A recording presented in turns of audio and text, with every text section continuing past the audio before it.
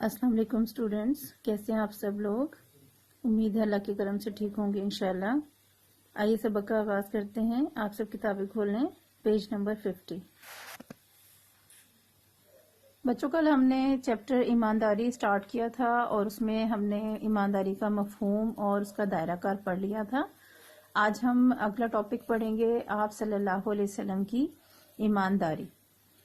आप सल्लल्लाहु अलैहि वसल्लम ईमानदारी का मुकम्मल नमूना थे, इसीलिए कुफार भी आप सल्लल्लाहु अलैहि वसल्लम की दयानत पर एतमाद करके अपनी कीमती अशिया या कीमती अमानतें आप सल्लल्लाहु अलैहि वसल्लम के पास रखवाते थे। इसलिए आप सल्लल्लाहु अलैहि वसल्लम को अमीन यानी अमानतदार कहा जाता था।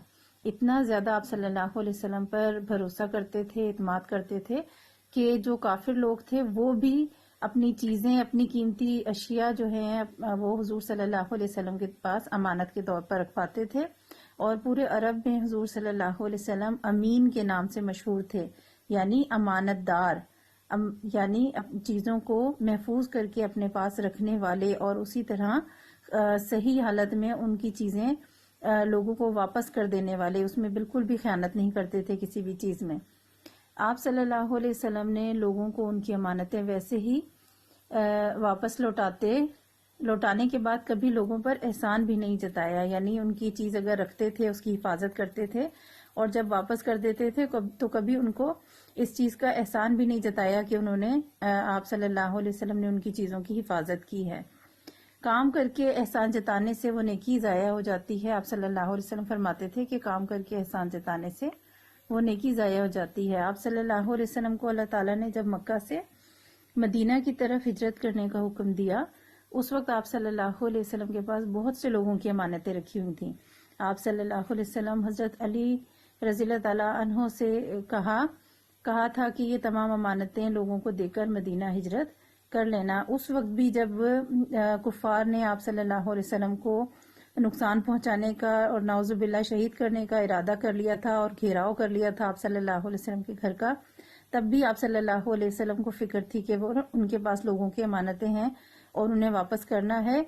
तो इस मकसद के लिए उन्होंने हजरत अली की जिम्मेदारी लगाई और अपने बिस्तर पर सोने के लिए कहा कि वो रात को यहाँ रुकें और अगले दिन जितने लोगों की अमानतें उनके पास रखी हैं वो वापस करके फिर मदीना की तरफ हिजरत करें।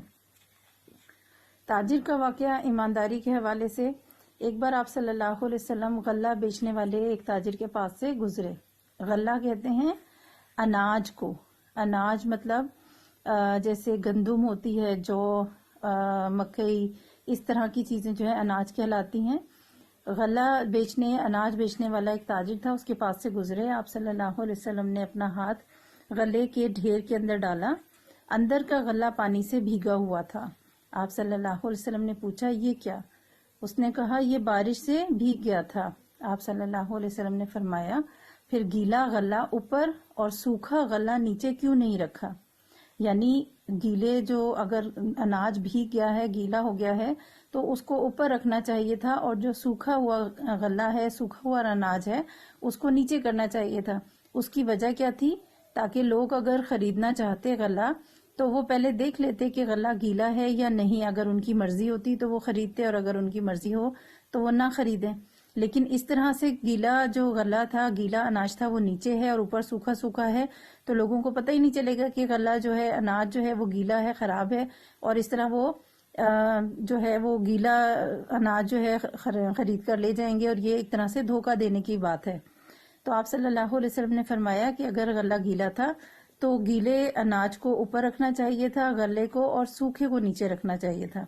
इस मौके पर आप सल्लल्लाहु अलैहि वसल्लम ने फरमाया, जो लोग तिजारत में धोखा करें वो हम में से नहीं, यानी कि वो लोग मुसलमान नहीं हैं जो तिजारत में, खरीदारी में, लेन देन में धोखा करते हैं, वो मुसलमान नहीं हैं। यानी मुसलमान होने के लिए लाजिम है कि इंसान, हम सब लोग ईमानदारी का मुजाहिरा करें और किसी को धोखा ना दें। लास्ट टॉपिक है ईमानदारी के फायदे। नेक तमाम मामलात में ईमानदारी से बरतने से, ईमानदारी से तमाम मामलात को हैंडल करने से बहुत से फायदे होते हैं।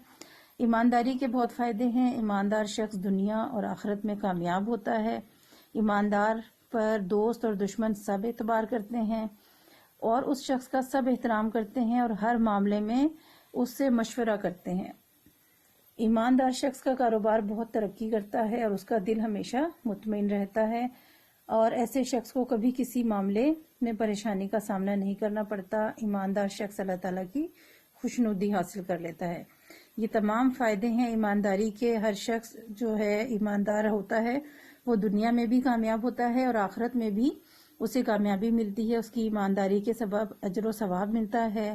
دوست ہوں یا دشمن سبھی ایسے شخص کا اعتبار کرتے ہیں، احترام کرتے ہیں، اور ایسا شخص کا کاروبار ترقی کرتا ہے اس لیے کہ ہر شخص اس پر بھروسہ کر کے اس کے ساتھ کام کرنا چاہتا ہے، اور ایسے شخص کو کوئی پریشانی بھی نہیں ہوتی اس لیے وہ مطمئن رہتا ہے، کیونکہ جب وہ کسی کو دھوکہ نہیں دیتا تو اسے پتا ہے کہ اس نے کوئی غلط کام نہیں کیا، اور اللہ تعالیٰ ایسے شخص سے خوش رہتا ہے۔ یہاں تک لیسن آپ کا ختم ہو گیا ہے ایمانداری کا۔ آپ کو کل میں نے ایک کوسچن کروایا تھا، کوسچن نمبر 1، آج ہم دوسرا دیکھیں گے۔ آپ صلی اللہ علیہ وسلم کی زندگی سے ایمانداری کی مثالیں بیان کریں۔ مثالیں تو حضور صلی اللہ علیہ وسلم کی زندگی میں بہت ساری ہیں ایمانداری کی، لیکن آپ کے لیے بہت زیادہ آنسر لانگ نہیں دینا چاہتی میں، اس لیے صرف ایک ہی یہاں پر آپ کو دوں گی۔ آپ صلی اللہ علیہ وسلم کی ایمانداری کا ٹاپک ہے، اس ٹاپک میں آئیں گے تو آپ پہلا سینٹنس لکھیں گے، آپ صلی اللہ علیہ وسلم ایمانداری کا مکمل نمونہ تھے، اسی لیے کفار بھی آپ صلی اللہ علیہ وسلم کی دیانت پر اعتماد کر کے اپنی قیمتی امانتیں آپ صلی اللہ علیہ وسلم کے پاس رکھواتے تھے۔ یہاں تک لکھیں گے پہلے کوسچن نمبر 2 کا آنسر، اور اس کے بعد اسی سے آگے آپ یہ لکھیں گے، آپ صلی اللہ علیہ وسلم کو اللہ تعالیٰ نے جب مکہ سے مدینہ ہجرت کرنے کا حکم دیا، اس وقت آپ صلی اللہ علیہ وسلم کے پاس بہت سے لوگوں کی امانتیں رکھی ہوئی تھیں۔ آپ صلی اللہ علیہ وسلم نے حضرت علی سے کہا تھا کہ یہ تمام امانتیں لوگوں کو دے کر مدینہ ہجرت کر لینا۔ یہاں تک ٹھیک ہے، پہلے آپ یہاں سے یہاں تک 1.5 لائن یہاں تک لکھیں گے، اور اس کے بعد آپ صلی اللہ علیہ وسلم سے ہجرت کر لینا۔ ٹھیک ہے، یہ کوسچن نمبر 2 کا آنسر ہے۔ کوسچن نمبر 3 دیکھیں، آپ صلی اللہ علیہ وسلم نے خراب غلہ بیچنے والے تاجر سے کیا کہا؟ یہ آپ کو مل جائے گا اگلے ہی ٹاپک میں، تاجر کا واقعہ۔ اس میں آپ زیادہ لمبا نہیں لکھیں گے، یہاں سے لکھیں گے۔ اس موقع پر آخری جملہ لکھوا رہی ہوں، زیادہ لمبا آنسر نہیں دینا۔ اس موقع پر آپ صلی اللہ علیہ وسلم نے فرمایا، جو لوگ تجارت میں دھوکہ کریں وہ ہم میں سے نہیں۔ ٹھیک ہے، کوسچن نمبر 3 کا آنسر ایک جملے میں دیں گے۔ نیکسٹ کوسچن ہے، ہم کن کن کاموں میں ایمانداری کر سکتے ہیں؟ کل جو ٹاپک آپ کو میں نے پڑھایا تھا ایمانداری کا دائرہ کار، یہاں سے آپ لکھیں گے، اس میں فرسٹ پیراگراف کی سیکنڈ لائن میں والدین یہاں سے شروع ہوگا۔ کوسچن نمبر 4 کا آنسر ہے یہ۔ والدین اور دوسرے رشتہ داروں کے حقوق ادا کرنا، ان کے ساتھ اچھا سلوک کرنا بھی ایمانداری ہے۔ وقت کو صحیح استعمال کرنا، دل لگا کر تعلیم حاصل کرنا، ملک و قوم کی ترقی کے لیے محنت کرنا، کسی کے بتائے ہوئے راز کی حفاظت کرنا، کوئی مشورہ مانگے تو اسے اچھا اور درست مشورہ دینا، اختیار اور طاقت کو اللہ تعالیٰ کے بتائے ہوئے طریقوں کے مطابق استعمال کرنا بھی ایمانداری میں شامل ہے۔ یہاں تک کوسچن نمبر 4 کا آنسر۔ تھوڑا سا لانگ ہو رہا ہے ان کا، لیکن کوسچن کی ڈیمانڈ اسی طرح سے ہی ہے۔ اور اس کے بعد ہے کوسچن نمبر 5، ایمانداری کے فائدے کیا ہیں؟ یہ ٹاپک جو آپ کا ہے ایمانداری کے فائدے، یہ پورا آ جائے گا اس میں۔ ایمانداری کے فائدے تمام الگ الگ جملے ہیں، آپ پوائنٹس کی صورت میں بھی لکھ سکتے ہیں۔ نمبر 1، ایماندار شخص دنیا اور آخرت میں کامیاب ہوتا ہے۔ نمبر 2، دوست اور دشمن اس پر اعتبار کرتے ہیں۔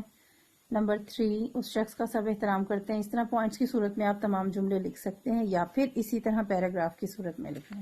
ٹھیک ہے، اور اس کی جو ایکٹیویٹی ہے، بک ورک ہے، اس کی میں پکچر آپ کو سینڈ کر دوں گی، یہ پہلے سے سالوڈ ہے۔ آپ نے بک ورک اس طرح کمپلیٹ کرنا ہے، اور کوسچن نمبر 2، 3، 4 اور 5 4 کوسچنز ہیں، یہ آپ نے ہوم ورک کرنا ہے۔ کلیئر؟ اوکے، اللہ حافظ۔